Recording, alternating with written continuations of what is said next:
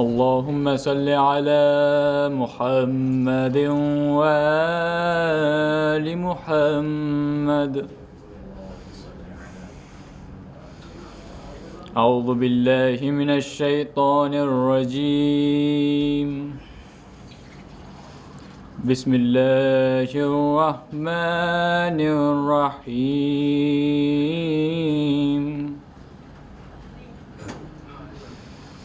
الرحمن،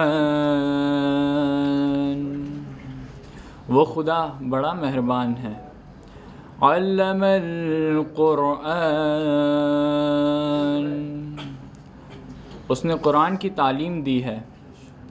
خلق الانسان، انسان کو پیدا کیا ہے. علمہ البیان،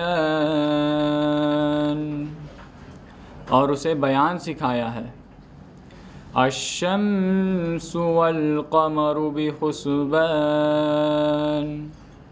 آفتاب و مہتاب سب اسی کے مقرر کردہ حساب کے ساتھ چل رہے ہیں. والنجم والشجر یسجدان، اور بوٹیاں، بیلے اور درخت سب اسی کا سجدہ کرتے ہیں. والسماء رفعها ووضع الميزان، اس نے آسمان کو بلند کیا اور انصاف کے ترازو کو قائم کیا. الا تطغوا فی المیزان،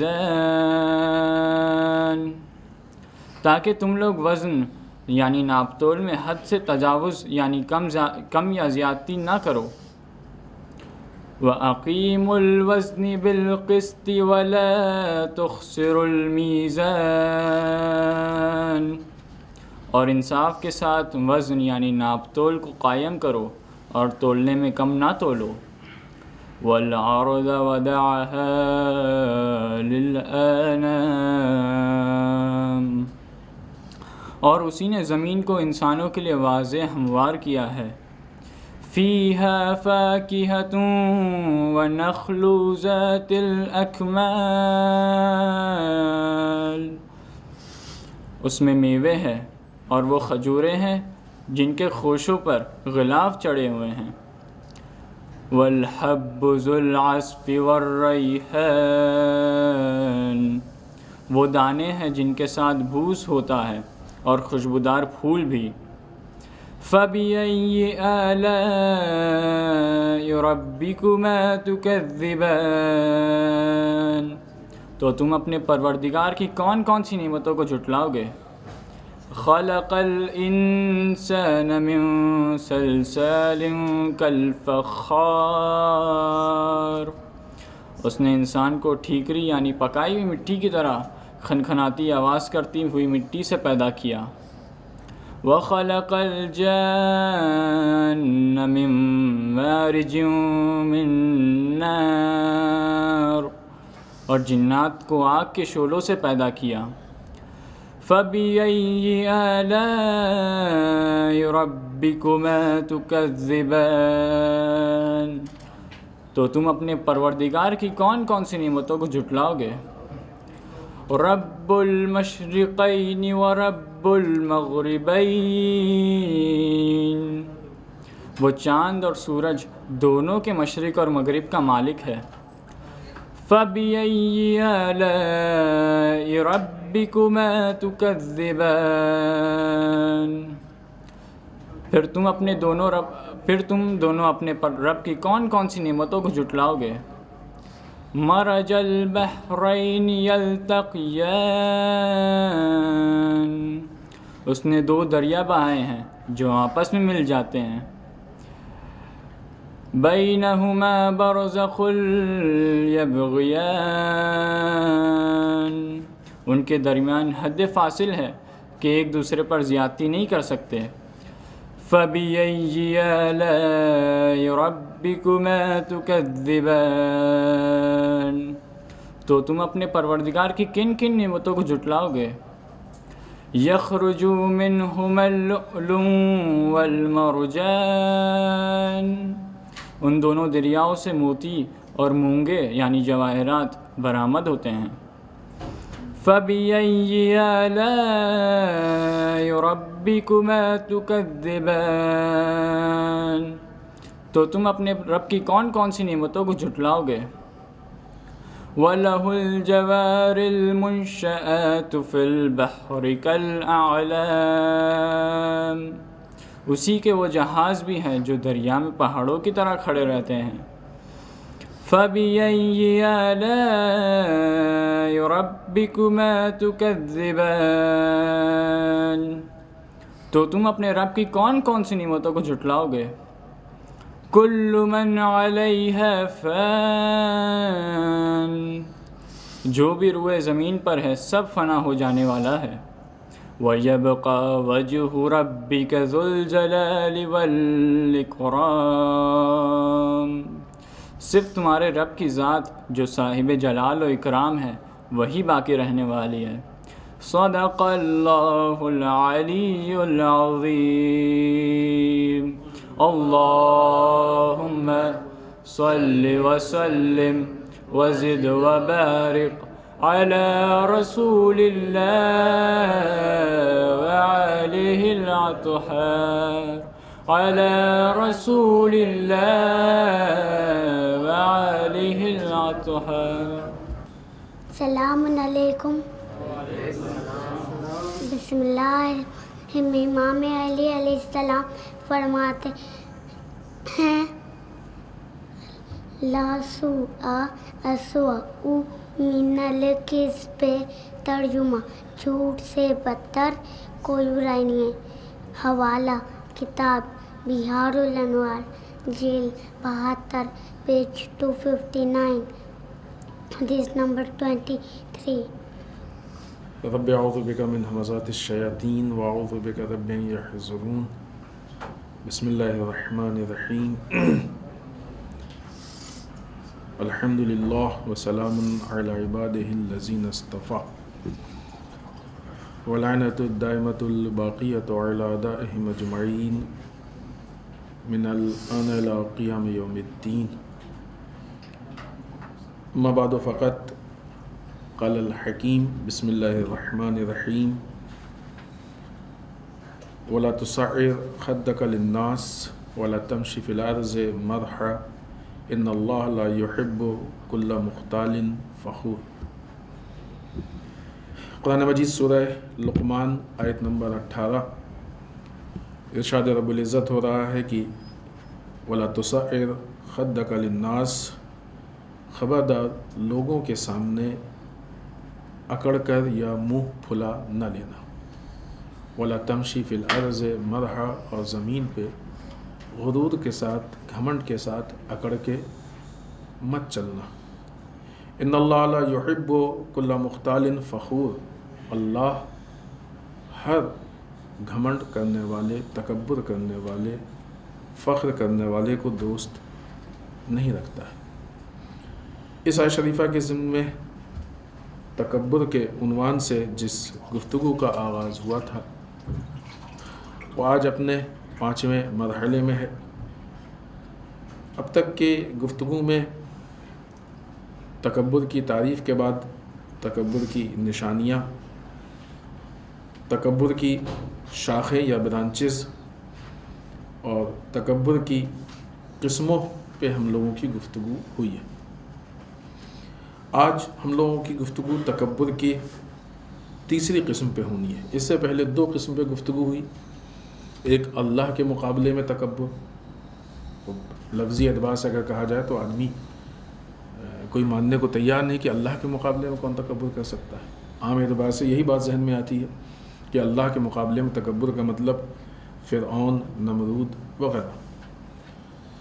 لیکن جب ہم گہرائی میں جا کے دیکھیں گے تو ممکن ہے کہ کبھی ہم بھی اس مرحلے میں خدا نخواستہ آ سکتے ہیں کہ اللہ کے مقابلے میں تکبر کا شکار ہو جائے۔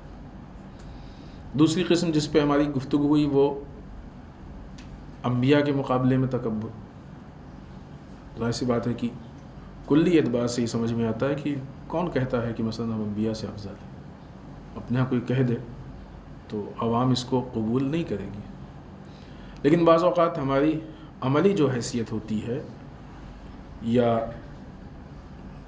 بہت سی ایسی باتیں ہوتی ہیں کہ جو انڈائریکٹ ہم کو انبیاء کے مقابلے میں تکبر پہ پہنچاتی ہیں.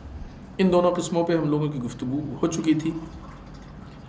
تیسری قسم پہ ہمیں آج گفتگو کرنی ہے کہ اللہ کے بندوں کے مقابلے میں تکبر.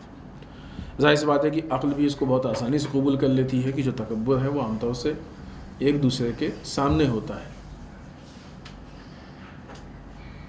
عموماً جب انسان کے اندر تکبر ہوتا ہے اور وہ جب کسی سے ملتا ہے تو یہ ظاہر کرنے کی کوشش کرتا ہے کہ ہم اس سے بڑھیں. لہٰذا اس کو دو طریقے سے وہ پیش کرنے کی کوشش کرتا ہے. ایک یہ کہ یا تو اپنے کو کہیں سے بڑا ثابت کر دے, تو اب اس کے لیے جو بھی اس کے اندر باتیں ہیں, صفات ہیں, یا تو اس کو بیان کرے گا. خب یہاں تک پھر بھی ٹھیک ہے. بعض اوقات اس میں ریا ہو جاتی ہے, دکھاوا ہو جاتا ہے کہ وہ جائز نہیں ہے. جو چیزیں ہیں واقعاً ہیں اس کی بات کر رہے ہیں. بعض اوقات یہ ہوتا ہے کہ جو چیزیں ہیں انہی کو تھوڑا سا بڑھا کے بیان کرتا ہے, جسے کہتے ہیں نمک مرچ لگا کے تھوڑا اس کو ایک بڑی شکل دے کے بیان کرتا ہے, اندازے سے سننے والا یہ سمجھے کہ کوئی بہت بڑا کام ہے, بہت بڑی چیز ہے. جب اس کو یہ لگتا ہے کہ نہیں اس سے بھی کام نہیں چل رہا ہے, تب پھر وہ جھوٹ بولنا شروع کرتا ہے. ہم نے عرض کیا تھا کہ اخلاق کے میدان میں بہت سارے ایسے گناہ ہیں کہ جو انسانوں کو دوسرے گناہ کی طرف لے کے جاتے ہیں, ڈس بیلنس کرتے ہیں زندگی. تکبر انسان کو بہت سارے گناہوں کی طرف لے کے جاتا ہے. یہ گفتگو میں ہمارے ایک گفتگو ہے, لیکن نہیں معلوم کہ کہاں تک پہنچ سکتے ہیں, اس لیے کہ صرف ابھی کل کی گفتگو باقی ہے. پرسوں انشاءاللہ ذات عاشورہ ہے اور اختتامی جو ہے وہ نشست ہوگی, تو کل نتیجے کی گفتگو کریں گے اور جس میں علاج کی گفتگو کریں گے کہ تکبر کا علاج کیا ہے. جو بیچ میں رہ جائے گا اگر اللہ نے توفیق دی تو کبھی انشاءاللہ آپ کی خدمت میں اس کو پیش کرنے کی کوشش کریں گے. تو یہاں پہ انسان بھی جھوٹ سے کام لیتا ہے. میں یہ ہوں, میں نے یہ کیا, میری پہنچ وہاں تک ہے, میرے پاس یہ ہے, میں ان کمالات کا مالک ہوں, یہ ہوں. تو پہلی چیز جہاں بیان کرنا ہے وہ بھی بہت زیادہ پرفیکٹ نہیں ہے, کیونکہ بعض اوقات اگر اس میں ریا و ساری چیزیں آ گئی تو وہ غلط ہے. دوسری چیز بڑھا چڑھا کے بیان کرنا, یہ ایک طرح کا جھوٹ ہے. اور تیسری چیز ایک دم کلیئر جھوٹ بولنا.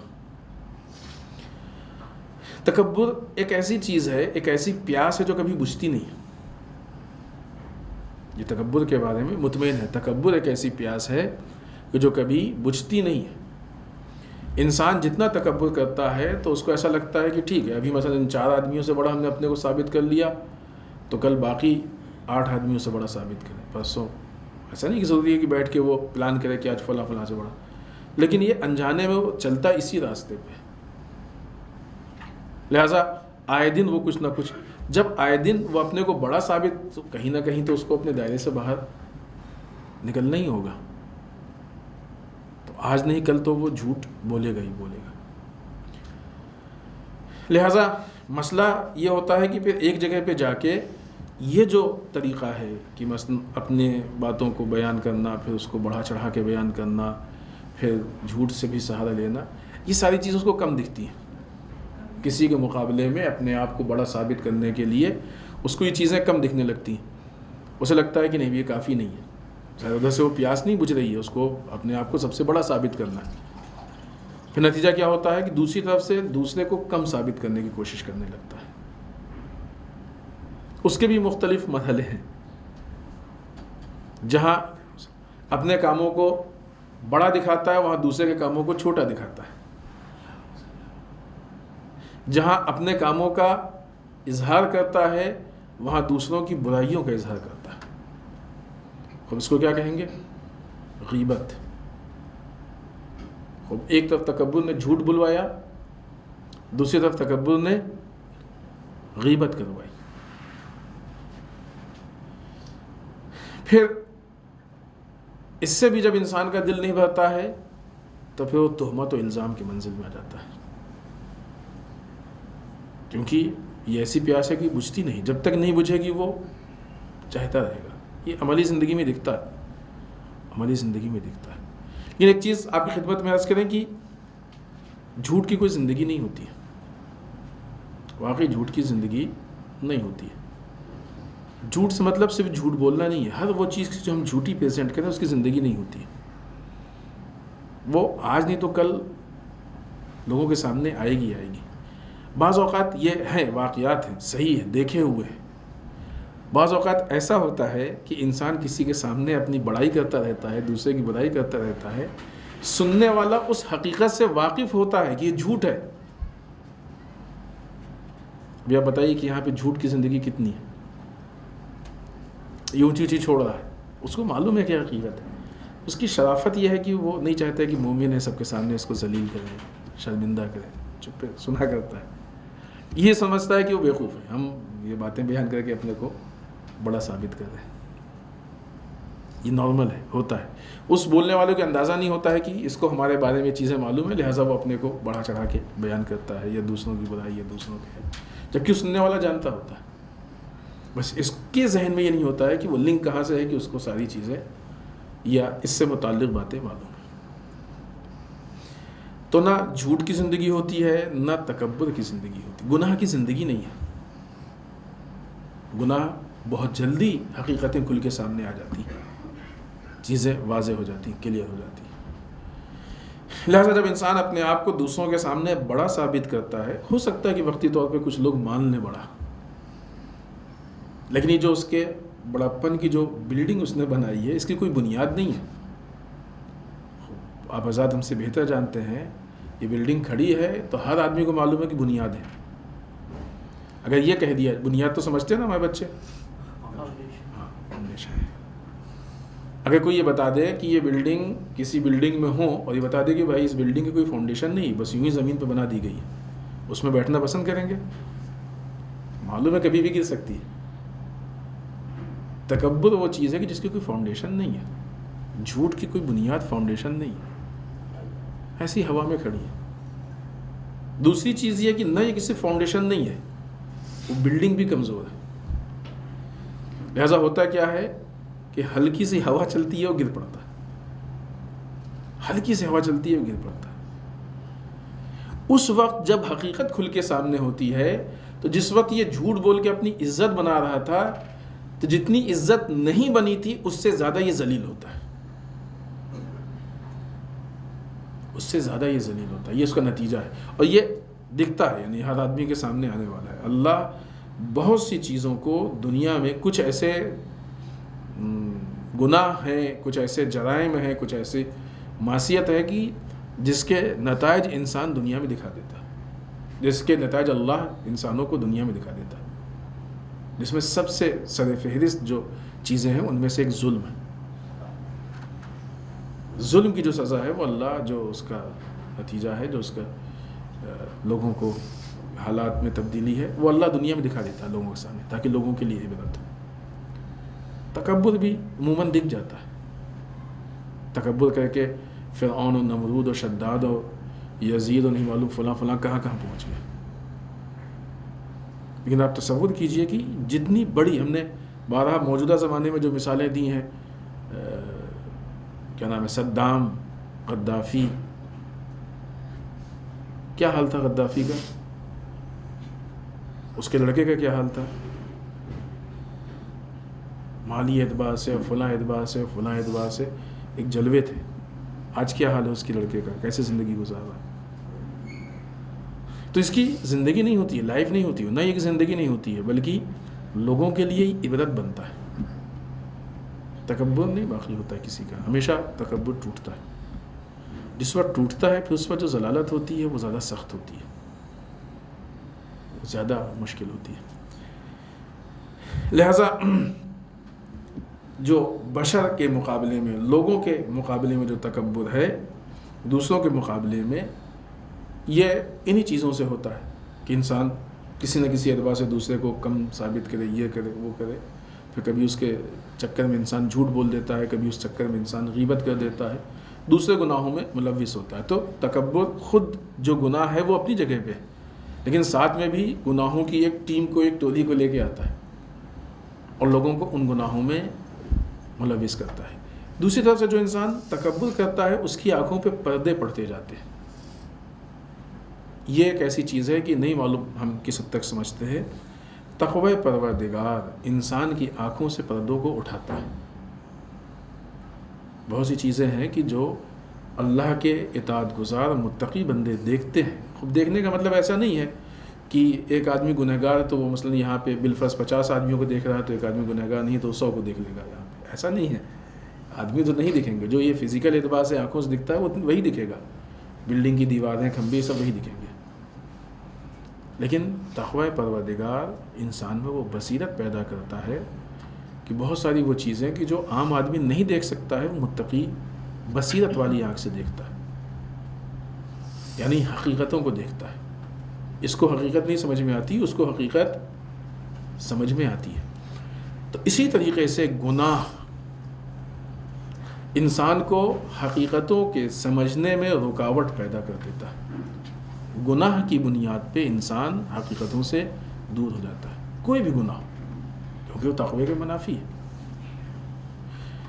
اس میں الگ الگ گناہوں کے الگ الگ اثرات بھی ہیں، وہ ایک الگ تفصیل ہے کہ گناہوں کے اثرات کیا ہیں، کس طریقے سے ہیں. آپ دیکھیں نا کہ وہ دعائے کمیل میں مولا کائنات نے گناہوں کی فہرست بیان کی ہے. پالنے والے فلاں گناہوں کو بخش دے، فلاں گناہوں کو. تقریباً ظاہراً ایک زمانے میں جب اس پہ دعائے کمیل پہ گفتگو ہو رہی تھی تو ان گناہوں پہ گفتگو ہوئی تھی. پتہ نہیں یاد ہے کہ نہیں، دعائے کمیل کی وضاحت پہ تھوڑی سی گفتگو ہوئی تھی. تو ان گناہوں پہ بھی تھوڑی سی ہمارے خیال سے گفتگو ہوئی تھی. تو ظاہراً ہمارے خیال سے 8 یا 10 ایسی کچھ گناہ ہیں کہ جن قسموں کو مولا کائنات نے بیان کیا ہے.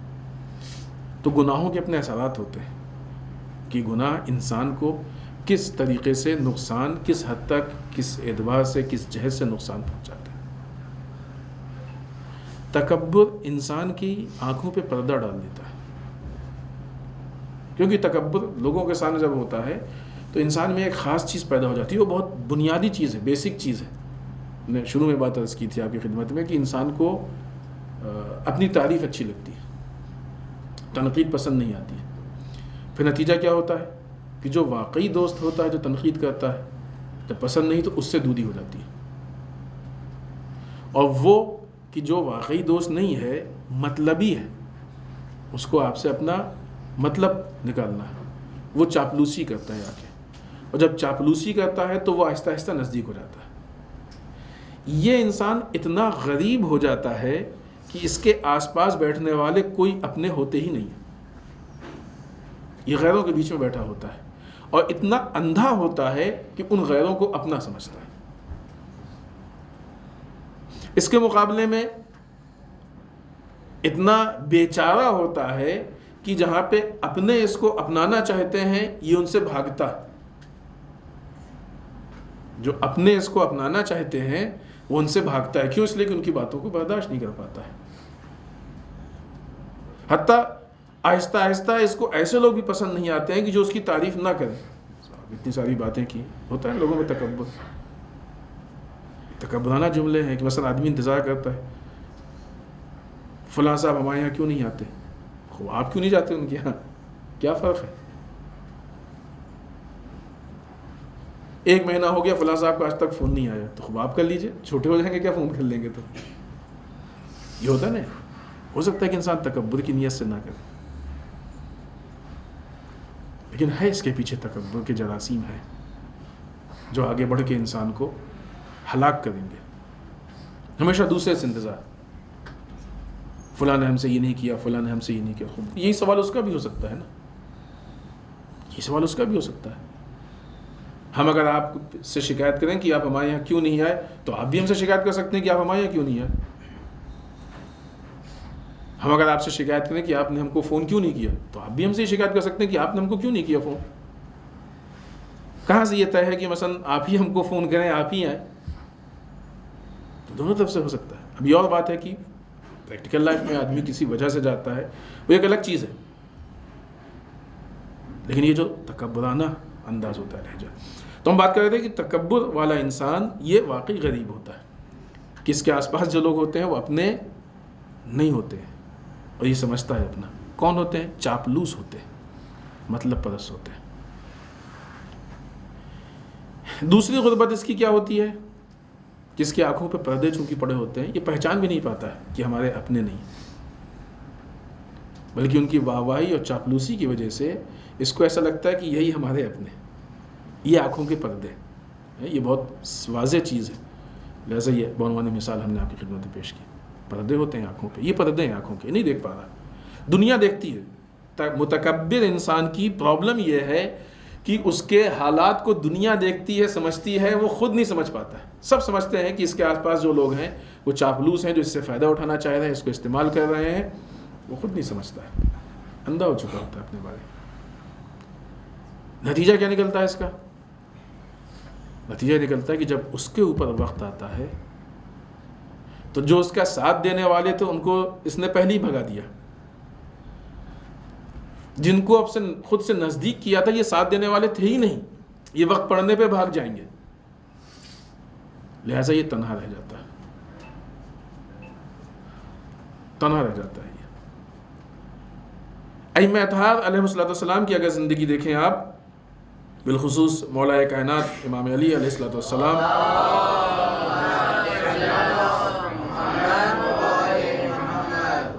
جب اس طرح کے لوگوں نے امام سے نزدیک ہونا چاہا تو امام نے ان کو پہلے ہی فرصت میں نزدیک ہونے ہی نہیں دیا. یہ نہیں یعنی یہاں تک بات نہیں پہنچی کہ یہ لفظ سے تعبیر کی جائے کہ امام نے ان کو دور کیا. اتنے نزدیک ہی نہیں آیا کہ دور کرنے کی نوبت ہے. نزدیکی جو آج دن میں جمعے میں گفتگو ہوئی وہ بھی اسی ضمن میں ہے. اگر اس پہ باقاعدہ گفتگو کی جائے, وہ ایک 20 منٹ کی گفتگو نہیں تھی, وہ کئی گھنٹے کی گفتگو تھی. پوری تاریخ کا پس منظر ہے, ایک بہت بڑے چیپٹر کا بیس ہے, وہ بنیاد ہے وہ. لہذا امام نے ایسے لوگوں کو کبھی بھی, یہ واقعی ائمہ کی بصیرت رہی ہے کہ کوئی یہ نہیں کہہ سکتا کہ نعوذ باللہ, البتہ یہ الفاظ بھی ائمہ کے لیے مناسب نہیں ہے, لیکن بہرحال تحلیلی اس میں بات کہنی پڑتی ہے کہ کوئی یہ کہے کہ ہم نے مثلا امام کو نعوذ باللہ استعمال کر لیا یا رسول کو استعمال کیا,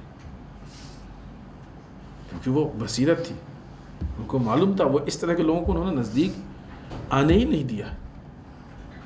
اور یہ انسان کی غربت ہے کہ وہ اس کے آس پاس وہ لوگ ہوں کہ جو چاپلوس قسم کے ہوں, اس سے فائدہ اٹھانا چاہتے ہیں. اور واقعی اس قسم کے لوگ قریب ہوتے ہیں. پریکٹیکلی اعتبار سے بھی افراد میں دیکھا ہے کہ مثلا بعض لوگ واقعی پریکٹیکلی ہوتے ہیں. کام کے اعتبار سے وہ جب بھی کوئی چیز ملا, کام کی بات کی, کام کیا, ختم.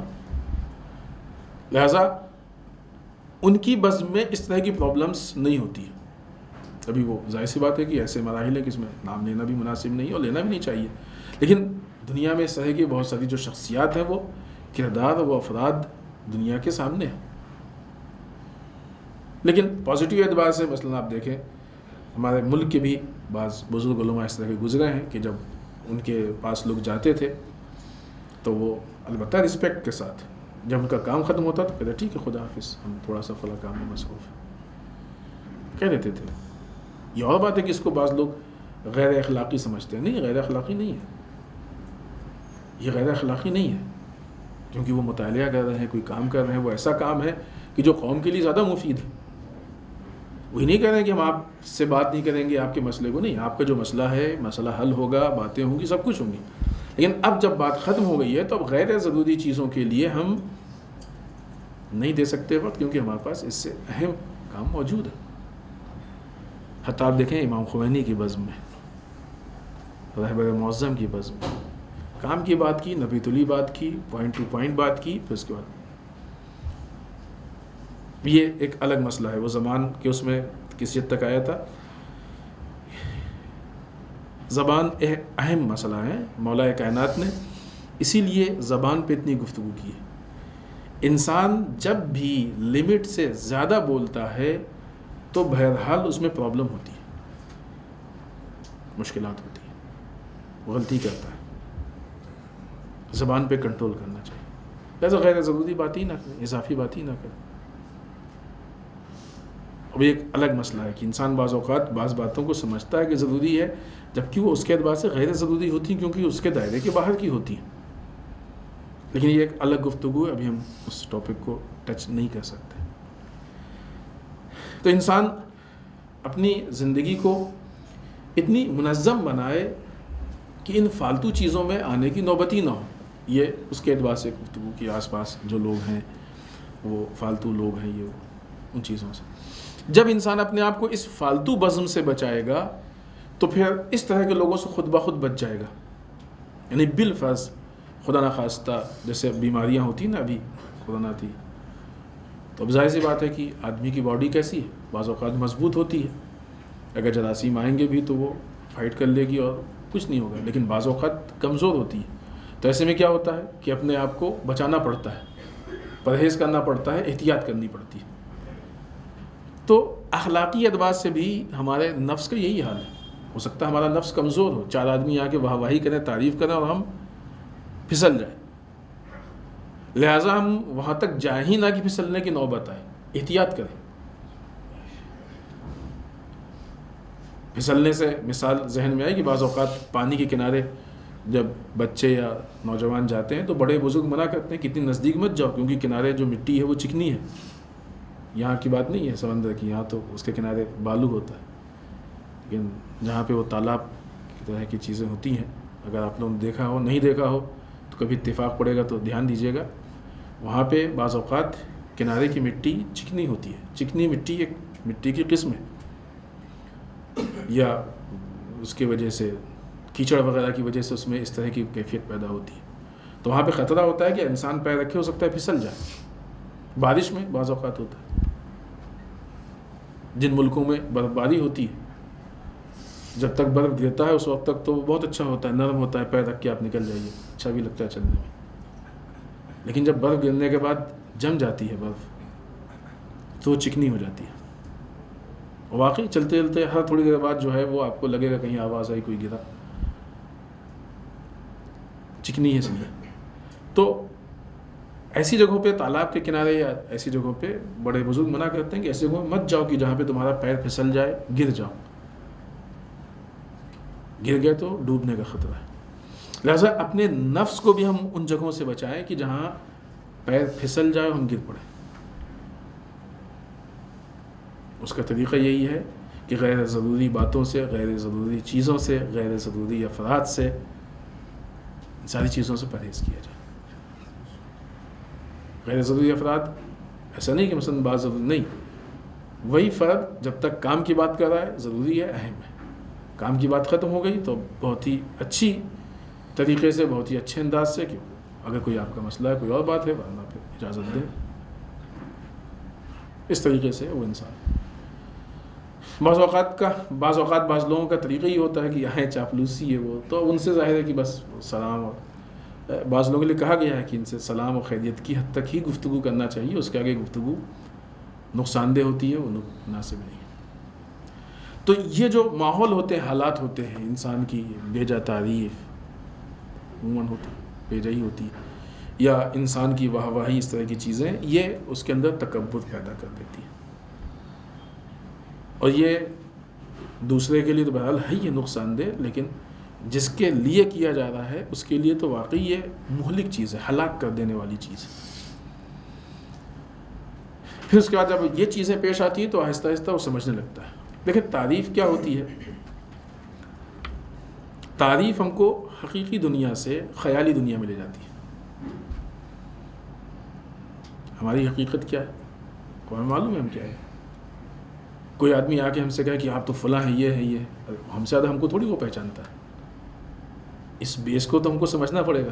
لیکن اگر ہم یہ بھول جائیں کہ ہم سے زیادہ ہم کو وہ نہیں پہچانتا ہے، اب سامنے والا کے کہے نہیں آپ تو ماشاءاللہ بہت پڑھے لکھے ہیں، آپ تو مجتہد ہیں، آیت اللہ ہیں. اچھا ہم کو معلوم ہونا چاہیے نا کہ ہم نہیں ہیں. اب یہ ہم نے وہ اتنا واضح ڈیفرنس کے ساتھ، لیکن بعض چیزیں ایسی ہوتی ہیں کہ جو تھوڑے ڈیفرنس سے، یہ بارگی آدمی نہیں کرتا، تھوڑے ڈیفرنس چلتا ہے، سمجھ میں نہیں آتا. لہٰذا ابھی تک ہم حقیقی دنیا میں زندگی گزار رہے تھے، ہم کو یہ معلوم تھا کہ ہم طالب علم ہیں، اس سے زیادہ ہم نہیں ہیں. اس نے آ کے تعریف کر کے چڑھا دیا تو ہم کو حقیقی دنیا سے نکال کے وہاں لے گیا جو ہم ہیں ہی نہیں، تو ہم خیالی دنیا میں پہنچ گئے. ابھی تک ہم جو بھی پروگرامنگ کر رہے تھے، پلاننگ کر رہے تھے، وہ اس اعتبار سے کر رہے تھے کہ ہم ایک طالب علم ہے، ہماری اتنی سکت ہے، اس کے اعتبار سے ہم بڑھ سکتے ہیں. اس وجہ ہم پروگرامنگ کریں گے تو جس خیالی دنیا میں ہم کو پہنچایا گیا ہے اس کے اعتبار سے پروگرامنگ کریں گے تو پروگرامنگ فیل ہونے والی ہے، کیونکہ اس کی بنیاد صحیح نہیں ہے. ہم خیالی دنیا میں تو تکبر عموماً لوگوں کو حقیقی دنیا سے خیالی دنیا میں لے جاتا ہے، کیونکہ وہ خود ایک حد تک تکبر پیدا ہو جاتا ہے کہ ہم فلاں سے بڑے ہیں، سب سے بڑے ہیں، تو جتنے ہیں سب ایسے ہی ہیں، ہم سب سے بڑے ہیں. تو پھر اب کسی کو تعریف کرنے کی ضرورت نہیں کہ آگے تعریف کر کے ہم کو بیوقوف بنائے کہ تم بڑے ہو، نہیں، اب وہ کام ہم خود ہی کر لیتے ہیں. یہ مثال دے رہے ہیں، اللہ نہ کرے کہ کوئی اس مہلک بیماری میں پڑے اور اس کا شکار ہو. نتیجہ یہ ہوتا ہے کہ انسان وہ کام خود کرنے لگتا ہے. اسی طریقے سے ایک تیسری جہت جو اس کی ہے وہ یہ کہ جیسے ہم نے بتایا کہ پردے تقوی کی بنیاد پہ اٹھتے ہیں اور گناہ کی بنیاد پہ پردے پڑتے ہیں. انسان کے نگاہوں پہ ایک پردہ اس سے پہلے بھی ہم نے بات کی، لیکن اس کے ضمن میں لہٰذا ہم اشارہ کر رہے ہیں کہ انسان کی نگاہوں پہ ایسے پردے پڑ جاتے ہیں کہ اس کو اپنا عیب نہیں دکھتا ہے، اپنی تعریف دکھتی ہے. اور بعض اوقات پھر تعریف ایسی ہو جاتی ہے کہ وہ درواقع اچھائی نہیں بھی ہوتی ہے ہمارے اندر، تب بھی ہم کو تعریف اپنی سمجھ میں آتی ہے کہ ہم نے یہ کیا، ہم ایسے ہیں، ہم یہ ہیں وہ. بھلے یہاں پہ لفظ ہم ہے لیکن یہ وہی میں ہے جس کے لیے کہا گیا ہے، میں یہ وہی میں، ہم نے ایسا کیا، ہم یہ ہیں. لہٰذا پھر یہاں پہ ہم ائمہ اطہار علیہم الصلوۃ والسلام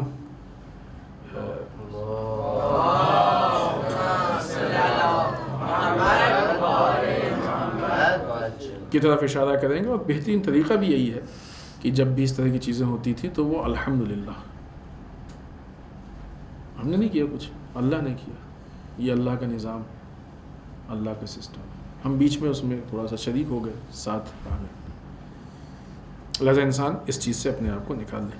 خوب اس سے زیادہ اس پہ گفتگو نہیں کریں گے کیونکہ پھر آگے کی بہت ساری چیزیں رہ جائیں گی. تو یہ تیسری قسم تھی کہ جہاں پہ انسان انسانوں کے مقابلے میں انسانوں کے سامنے تکبر کرتا ہے، مختلف جہت سے اپنے کو اونچا دکھانے کی کوشش کرتا ہے، دوسروں کو پست کرنے کی کوشش کرتا ہے، چھوٹا دکھانے کی کوشش کرتا ہے. اور یہ چیز اللہ کو پسند نہیں ہے. یہ وہ آیت میں ہے کہ اللہ ایسے لوگوں کو پسند نہیں کرتا. کتنی عجیب بات ہے. روز محشر ہم کو اللہ ہی کے سامنے جانا ہے، حساب و کتاب اللہ لے گا. یقیناً اہل بیت ہماری شفاعت کریں گے، لیکن شفاعت کو قبول کرنے والی ذات اللہ کی. کیسے اہل بیت اس کی شفاعت کریں گے جس کو اللہ پسند ہی نہ کرتا؟ اللہ پسند نہیں کرتا تکبر کرنے والے کو. کیسے اہل بیت شفاعت کریں گے؟ اور کس طریقے سے کوئی شفاعت قبول کی جائے گی بارگاہ پروردگار میں کہ جس کو اللہ پسند نہ کرتا؟ سوچیں. اور وہاں خود دنیا میں تصور کیجئے کہ ایک لمحے کے لیے اگر ہم ایسے ہوں کہ ہم اس منزل پہ آ جائیں کہ ہمارا اللہ ہم کو پسند نہ کرتا ہو، تو اس لمحے کی ہماری زندگی کتنی درواقع بدترین زندگی ہوگی. پھر کہ اگر آنکھوں میں پردے نہ پڑے ہوں تو یہ عجیب زندگی ہے. مولا کائنات کے جملہ کی پالنے والے، آتش جہنم سے تو ہم پہ صبر کر سکتے ہیں، لیکن تیری نظر کرامت کے پھر جانے پہ کیسے ہم صبر کر سکتے ہیں؟ کیسے ہم اس پہ سے اللہ ہمارا ہم کو پسند نہیں کرتا ہے اور پھر بھی ہم جسے کہا جائے کہ اپنے ساری چیزوں میں مست ہیں، خوش ہیں، ٹھیک ہے، بلکہ کیوں کہا جائے کہ ہم کو اور اچھا لگ رہا ہے. کیونکہ انسان جتنا تکبر میں آگے بڑھتا ہے اس کے جو نفس کی پیاس ہے وہ کسی حد تک اس کو بجھتی ہوئی محسوس ہوتی ہے، لیکن صحیح معنوں میں نہیں بجھتی ہے، تو اس کو اچھا محسوس ہوتا ہے اسی حال میں جبکہ اللہ اس کو پسند نہیں کر رہا ہوتا ہے. اور آہستہ آہستہ پھر وہ کنڈیشن، وہ حالت اس کی آگے بڑھتی جاتی ہے، بدتر ہوتی جاتی ہے. خب اس کے بعد جو گفتگو ہے، البتہ یہاں پہ کچھ اس کی علامتیں ہیں. وہ یہ کہ جب دوسروں کے سامنے ہم تکبر کرتے ہیں تو اس میں پھر یہ دیکھنا ہے کہ مثلا اگر ہمارے اطراف میں جو لوگ ہیں، یہ ٹیسٹ ہے اس کا کہ کس طریقے سے ہم اس چیز کو پہچانیں. ہمارے اطراف میں جو لوگ ہیں تو ہم یہ دیکھیں کہ ہم ان کو کس نگاہ سے دیکھ رہے ہیں. ہماری نگاہ کیا ہے؟ فرق ہے ہماری نگاہ میں. تعریف ذہن میں رہتی، کیونکہ کسی بھی چیز کی تعریف وہ اس کی بنیادی چیز ہوتی ہے. تعریف تو وہ ہے کہ جو رسول اللہ صلی اللہ علیہ وسلم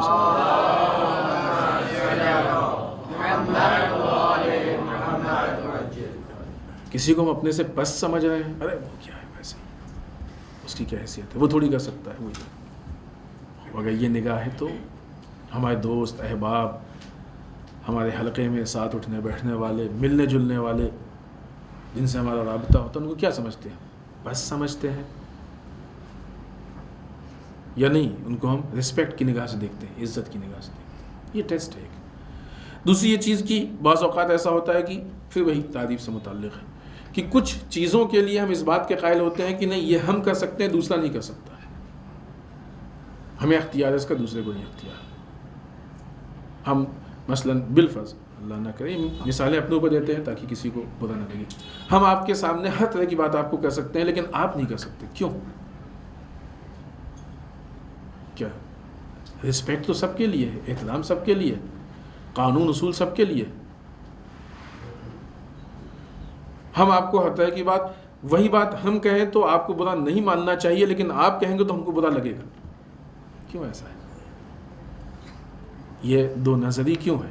یہ دونوں اس میں فرق کیوں؟ یعنی جو تعریف میں تھا کہ دوسرے کے حدود میں تجاوز کر جانا.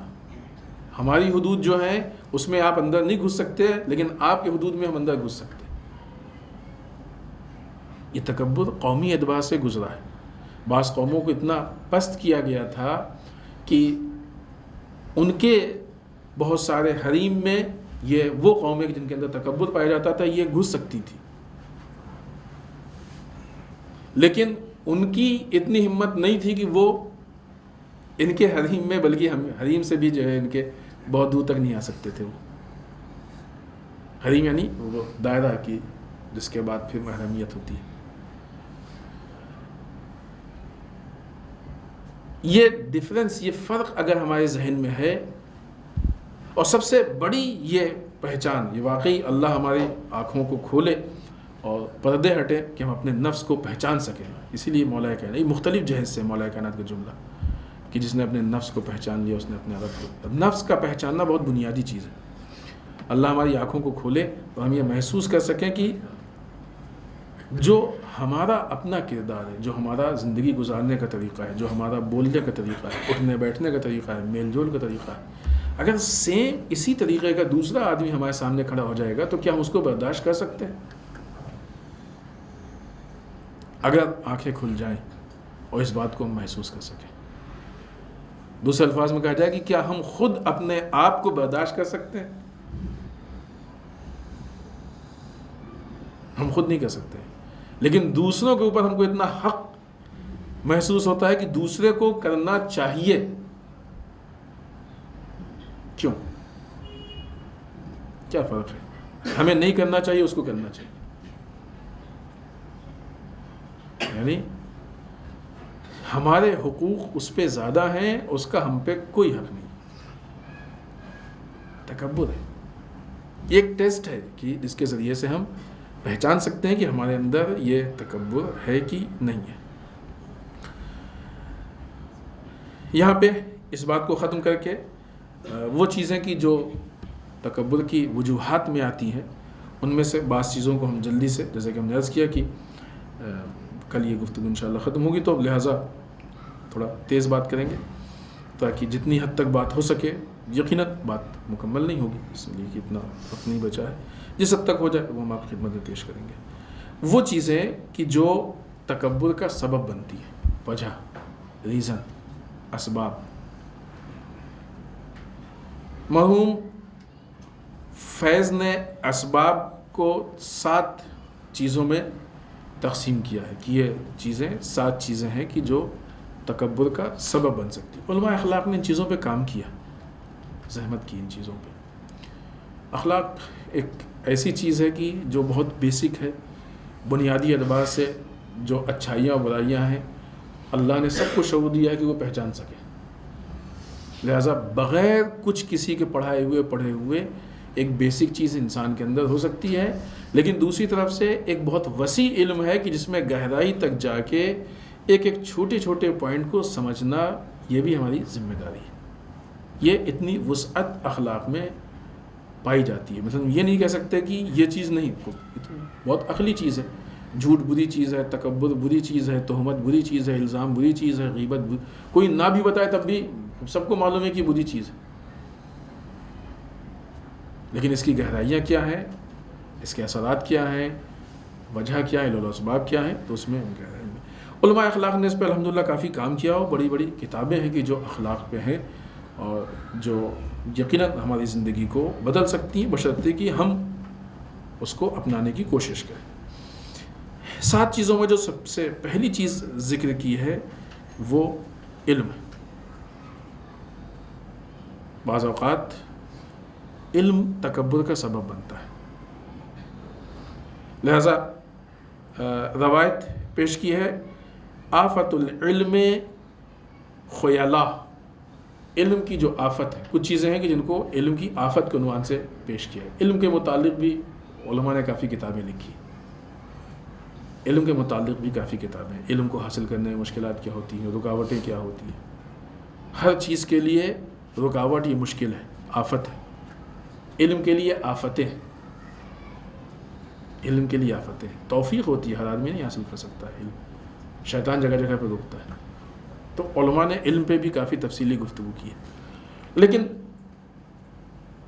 جہاں پہ علم کی بنیاد پہ فائدہ ہوتا ہے، اچھائیاں آتی ہیں، وہیں علم کی بنیاد پہ نقصان بھی ہوتا ہے. 2 چیزیں علم کی بنیاد پہ انسان کے اندر، انسان کے لیے آفت بنتی ہے. ان میں سے ایک یہ ہے کہ علم کی ایک آفت یہ ہے، مشکل یہ ہے لوگوں کے اندر کہ اس لوگوں میں تکبر پیدا ہو جاتا ہے. مطلب ایک ہے، انسان کو معلوم ہونا چاہیے کہ ایک چیز ہم جانتے ہیں، فلاں نہیں جانتے ہیں، تو ہماری ذمہ داری ہے کہ ان تک پہنچا دیں. لیکن ایک یہ کنڈیشن کہ نہیں، ہم جانتے ہیں، فلاں نہیں جانتا، اس کی بنیاد پہ اس کو ذلیل کرنا، اس کو رسوا کرنا، اپنے آپ کو اس سے بڑا سمجھنا، تکبر کرنا، گھمنڈ کرنا، لوگوں سے صحیح سے ملنا نہیں، دادا گیری کرنا لوگوں پہ، لوگوں سے سیدھے منہ بات نہیں کرنا، بد اخلاقی کرنا، لوگوں کو سب کے بیچ میں ذلیل کر دینا، یہ آفت علم ہے، جائز نہیں ہے شرعاً. کچھ چیزیں بنیادی چیزیں. مومن کی رسپیکٹ، اس کی مثال خانہ کعبہ تک سے دی گئی ہے. اگر علم، یہ بھی شاید 2 دن پہلے بھی ہم نے یہ بات پیش کی تھی، جو علم کی مثال دی گئی ہے عالم کی، کہ اگر عالم کے پاس علم ہے اور تقویٰ ہے تو اس کی مثال پھلدار پیڑ کی دی گئی ہے. جس طریقے سے پیڑ میں جب پھل آتے ہیں تو اس کی شاخیں جھک جاتی ہیں، پھل کے بوجھ سے اس کی ڈالیں جھک جاتی ہیں. جو پیڑ جتنا زیادہ پھلدار ہوتا ہے اس کی، کیونکہ وہ وزن ہوتا ہے نا پھل میں، جھک جاتی ہے. جس پیڑ میں پھل نہیں ہوتا اور شاخیں تنی ہوئی ہوتی ہیں، پیڑ تنا ہوا ہوتا ہے، تو یہ اکڑ اس بات کی دلیل ہے کہ اس میں کوئی پھل نہیں پایا جاتا ہے. ثمرہ نہیں ہے، بے ثمرہ ہے. انکساری اس بات کی دلیل ہے کہ اس میں پھل پایا جاتا ہے. ہمارے معاشرے کی پرابلم، چونکہ ہم لوگ جو ہیں وہ ایک ورچوئل دنیا میں زندگی گزارتے ہیں. ہمارے یہاں رسپیکٹ، عزت، یہ ساری چیزیں ورچوئل ذہنی اعتبار سے، تو تھوڑا ہاؤ بھاؤ دیکھ کے ہم لوگ جلدی متاثر ہوتے ہیں. لہٰذا ہم کو ایسا لگتا ہے کہ جس کے یہاں اکڑ ہے، ہاؤ بھاؤ ہے، تھوڑا سا یہ سب چیزیں ہیں، تو ہم کو اس سے پھل کی امید زیادہ ہوتی ہے. جہاں انکساری ہوتی ہے تو ظاہر سی بات ہے وہ خود، جیسے کہا نا کہ لوگوں کے سامنے نہیں جتاتا عزت، یہ ساری چیزیں ہیں. جہاں پہ انکساری ہوتی ہے اس سے ہم پھل کی امید ہی نہیں کرتے، خود یہ کیا پھل دے گا. تو ہوتا کیا ہے کہ ہم پھلدار پیڑ کو چھوڑ دیتے ہیں اور اس پیڑ سے جا کے پھل کی امید رکھتے ہیں جس سے پھل ہوتے ہی نہیں ہیں. نتیجے میں پھر ہم کو وہاں سے پتیاں ملتی ہیں، چھال ملتی ہے، ڈھال ملتی ہے، کڑوی چیزیں ملتی ہیں، ہم اسی کو حقیقت سمجھتے ہیں. اور یہ کڑوی چیزیں کیا ہیں؟ بعض اوقات پھر وہ بک جاتے ہیں، بعض اوقات وہ لوگ باطل باتیں کرتے ہیں، گمراہ کرتے ہیں، لیکن ہم اتنے اندھے ہوتے ہیں کہ ان کو بھی نہیں سمجھ پاتے. لہذا علم کی جو آفت ہے وہ تکبر ہے. مشکل ہمارے معاشرے کی اس کے آگے ہے. ہمارے معاشرے کی مشکل یہ ہے کہ آج علم کے عنوان سے ایسے افراد ہیں کہ جن کے یہاں علم نہیں ہے، احساس سے علم ہے، اور ان کے یہاں احساس سے علم کی بنیاد پہ تکبر ہے. تو اور بدتر ہو گیا کہ کچھ ہے بھی نہیں اور تکبر ہے.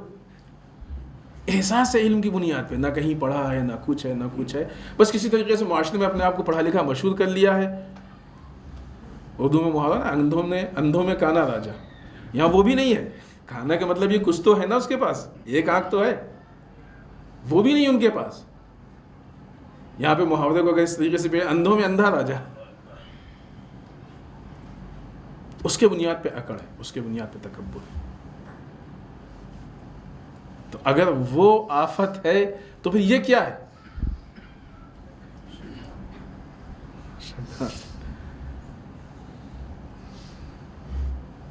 بعض لوگ جو ہے وہ مزاح میں کسی کو کہتے تھے نا کہ مثلا فلاں صاحب کی شرافت کی کوئی مثال نہیں.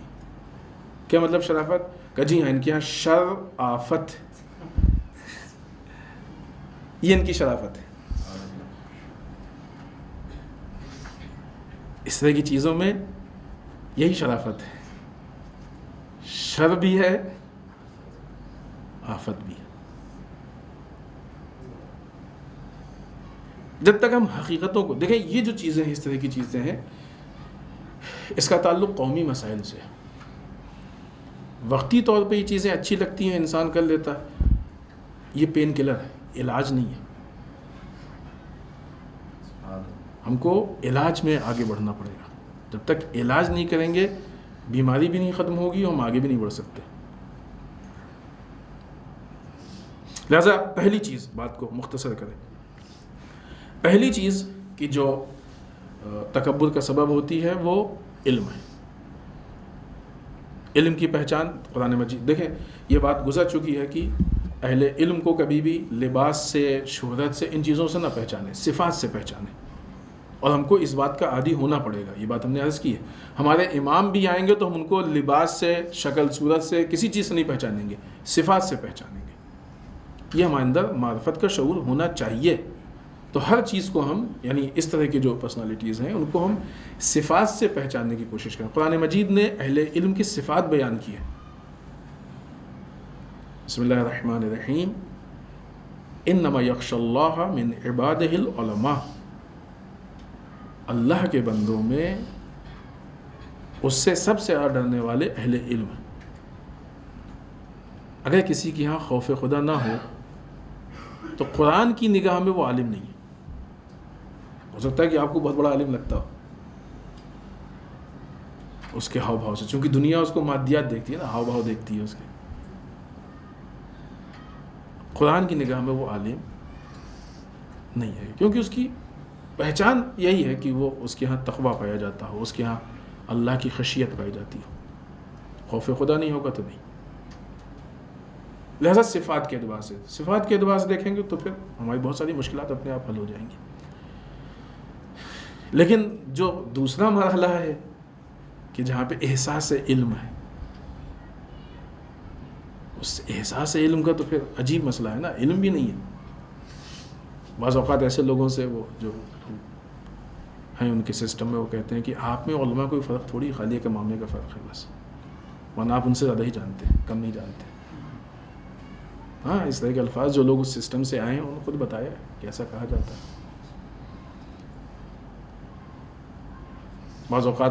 بعض کے اکثر اوقات وہ یہ کوشش کرتے ہیں کہ لوگ تحصیل کے لیے قم نہ جائیں. اس طریقے سے معلوم ہے ان کو کہ ان کی جتنا لوگ پڑھ لیں گے بصیرت ہوگی تو یہ احساس علم کے بت کو بھی ہم کو توڑنا پڑے گا، ورنہ یہ ہمارے معاشرے کو خراب کرے گا. پھر یہ جو تکبر ہے، یہ تکبر دوسرے اعتبار سے پھیلے گا. یہ پہلی چیز تھی کہ جو علم سے متعلق. دوسری چیز کہ جو تکبر کے لیے سبب اور وجہ بن سکتی ہے وہ انسان کی عبادت، نیک اعمال یا اس طرح کی چیزیں. اس کی بنیاد پہ انسان کے اندر خود پسندی، عجب، ریاکاری اور تکبر پیدا ہوتا ہے. انسان ایک وہ مشہور ہے، ایک واقعہ کہہ لیں یا جوک کہہ لیں کہ ایک انسان نے نماز شب پڑھی اور وہ جب دوستوں میں بیٹھا تو وہ چاہتا تھا بیان کرنا لوگوں کے سامنے کہ ہم نے نماز شب پڑھی. کوئی ایسی بات ہی نہیں نکل پائی کہ وہ کہتا کہ ہم نے نماز شب پڑھی. تو آخر میں دیکھا جب کوئی راستہ نہیں نکلا تو اس نے کہا کہ آدمی نماز شب پڑھتا ہے تو کتنی پیاس لگتی ہے اس کی. لاؤ ذرا ایک گلاس پانی دو. ریاکاری ہے یہ. نماز شب پڑھی تو دوسرے پہ جتا دیا. ارے آپ کو نہیں معلوم ہم 5 وقتہ نمازی ہیں؟ کسی سے آپ مسجد پوچھ لیں، ہر ٹائم ہم دکھائی دیتے ہیں. بہت اچھی چیز ہے، آپ 5 وقتہ نمازی ہیں، جماعت سے پڑھتے ہیں، پابندی سے آتے ہیں، بہت اچھی چیز ہے. لیکن یہ جتا دینا اس سے بری چیز ہے. ضائع کر دیا آپ نے. کسی سے بتائیے گا نہیں ہم نے فلاں ادارے کو اتنی ڈونیشن دی ہے، اتنا. کسی سے بولنا مت.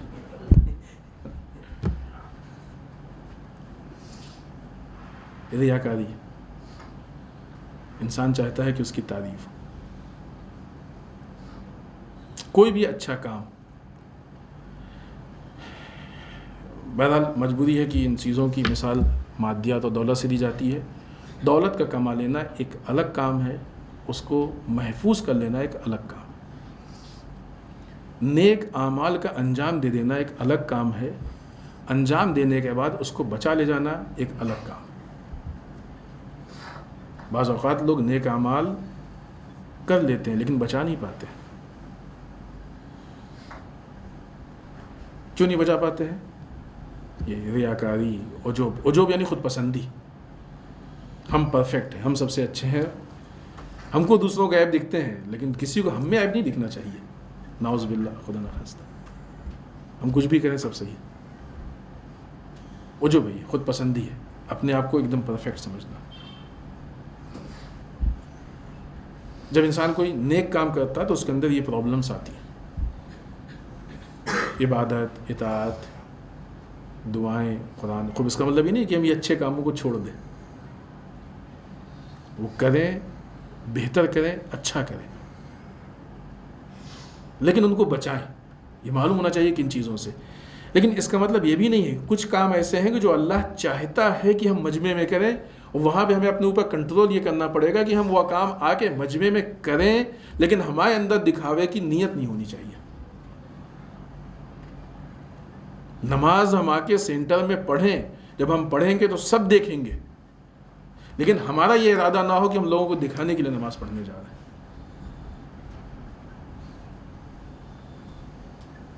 بعض نشست ہوتی ہیں، دعاؤں کی نشست، بعض اعمال، بعض ایسی چیزیں وہ اکیلے ہو بھی نہیں سکتا. جمعے کے لیے شرط ہی یہ ہے کہ جماعت ہو، ایریا ہے. نہیں پڑھ سکتے ہم گھر میں تو بعض عبادتیں ہم نہیں کر سکتے. یہ تھوڑی ہو سکتا ہے کہ بھائی اس سال ہم نہیں چاہتے ریاکاری ہو، لہٰذا ہم حج اپنے گھر میں کر لیں گے. ہو سکتا ہے. ہم نہیں چاہتے کہ لوگ دیکھیں ہمارا نیک کام، لہٰذا جمعہ اپنے گھر میں پڑھ لیں گے. ممکن ہے؟ نہیں ممکن ہے. ہاں چھپانا ہے، نماز شب چھپائے، دوسری مستحبی چیزیں چھپائے. وہ چھپانے والی چیز ہے، تنہائی کی چیز ہے. لیکن اس کو آ کے پبلک میں کریں، لیکن وہاں پہ کنٹرول اپنے نفس پہ یہ ہو کہ پبلک میں کرنے کے بعد بھی ریاکاری کا ارادہ نہ پیدا ہونے پائے، دکھاوے کا جذبہ نہیں پیدا. یہ تربیت ہے انسان کے نفس کی. تربیت ہے انسان کے نفس کی. بہت سی ایسی چیزیں ہیں جو اس کی مثالوں میں کہ جب انسان نیک اعمال انجام دیتا ہے.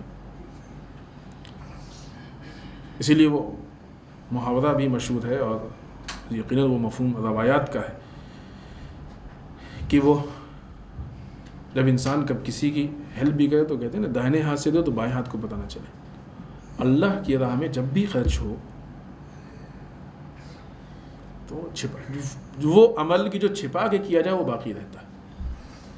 جس عمل میں دکھاوے کا جذبہ پیدا ہو جائے وہ ختم ہو جاتا ہے، ضائع ہو جاتا ہے. روز محشر بہت سارے لوگ جا کے جب نامہ اعمال ان کے ہاتھ میں آئے گا تو وہ شکایت کریں گے اللہ سے کہ پالنے والے یہ ہمارا نامہ اعمال نہیں ہے نا. اپنی زبان میں کہا جائے تو یہ الفاظ بھی اچھے نہیں ہیں ذات پروردگار کے لیے، فرشتوں کے لیے بھی اچھے نہیں ہیں. لیکن اپنی زبان میں کہا جائے کہ یہ مثلا غلطی سے کسی اور کا آ گیا، ہمارے پاس بدل گیا. وہاں تو یہ سب غلطی نہیں ہونے والی ہے نا. یہ ہمارا نہیں ہے، کسی اور کا. کہ کیوں تمہارا نہیں ہے؟ کہ بہت سے ہم نے اعمال کیے اس میں ہیں ہی نہیں. جواب ملے گا وہ اعمال تم نے لوگوں کو دکھانے کے لیے کیا تھا، اس کی جزا جاؤ لوگوں سے لو، تم نے ہمارے لیے کیے ہی نہیں تھا. اس میں وہ نیک اعمال ہیں جو تم نے ہمارے لیے کیے تھے. اس وقت انسان اپنے آپ کو تنا، اور کتنا غریب اور مجبور اور لاچار یہ انسان ہوگا کس نے عمل بھی کیا، خرچ بھی کیا اور اس کی کوئی جزا بھی نہیں، کیونکہ لوگ تو یاد ہی نہیں رکھتے کسی کی اچھائی کو، یاد رکھتے ہیں لوگ.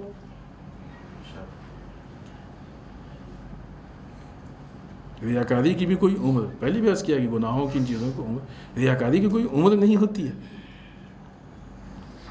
آپ جتنا دکھائیں، جتنا جتائیں، لوگ یا ایکسیپٹ نہیں کرتے ہیں یا بھول جاتے ہیں. بعض اوقات ہوتا ہے کہ آدمی کے اثرات ہوتے ہیں، اس کی بنیاد پر لوگ واہ واہی کرتے ہیں، تعریف. کب تک؟ جب آپ کے سامنے پیٹھ پیچھے جا کے ہو سکتا ہے اسی ٹائم کہتے ہیں عجیب بیوقوف آدمی ہے، تعریف کرواتا. ہوتا ہے کہ نہیں ہوتا ہے؟ یہ وہی والی بات ہے کہ یہ انسان بیچارہ غریب ہے، اس کے آس پاس جو لوگ ہیں وہ اپنے نہیں ہیں، اس کی غربت ہے. کیونکہ روایت میں ہے کہ وہ انسان غریب ترین انسانوں میں سے ہے کہ جس کا اپنا کوئی دوست نہ ہو. جو اس قسم کے لوگ ہوتے ہیں ان کا کوئی دوست نہیں ہوتا ہے. ان کے آس پاس جو لوگ ہوتے ہیں وہ، کیونکہ جس کو دوست بنانا چاہیے اس کو یہ برداشت نہیں کر پاتے، اور یہ ان کو برداشت کرتے ہیں، ان کو بلاتے ہیں کہ جو دوست ہو ہی نہیں سکتا، اس کے اندر دوست بننے کے صفات ہی نہیں پائے جاتے. خوب اس پوائنٹ کو بھی سمیٹیں کہ بعض اوقات نیک اعمال، اچھائیاں، عبادت، اس کی وجہ سے انسان میں تکبر پیدا ہوتا ہے. ہمارے خیال سے آج یہیں پہ ختم کریں، اس لیے کہ تقریباً 10 بج رہا ہے. انشاءاللہ کل اللہ نے جو توفیق دی اس کے آگے انشاءاللہ گفتگو کو بڑھائیں گے.